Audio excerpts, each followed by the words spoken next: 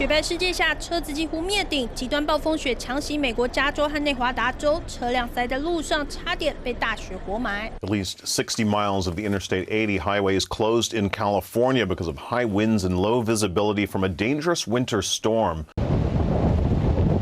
民众在雪中徒步，伸手不见五指。大雪伴随强风，当局警告外出可能危及生命，还有汽车驾驶受困路上难以动弹。Slamming California with its biggest snowfall of the year. Parts of the Sierra Nevada could be buried in up to 12 feet of snow in just a matter of days, with wind gusts at the high peaks clocking in more than 140 miles per hour. 后雪筑起的高墙，外出的狗也看傻眼。加州和内华达州超过5万户电力中断，偏远山区短短一天积雪近4公尺，随时可能雪崩。With at least 100 inches of snowfall, some of the American models earlier in the week were saying up 15 to 16 feet. This is how we make our living, but you know, there's no fun up here today for anybody. You can't sleigh ride, you can't ski.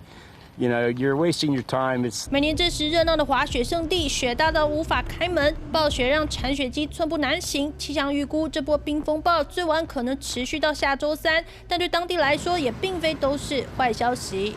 But the long term, there is some benefits here to be able to fill up the reservoirs. Notice how wide this swath of purple is right here. That's extreme. That's the highest category possible that you can get. 暴雪带来充沛雨量，内华达山脉积雪量达正常水准的80%多，历经3年的严重干旱，渴望获得缓解。三立新闻严信报道。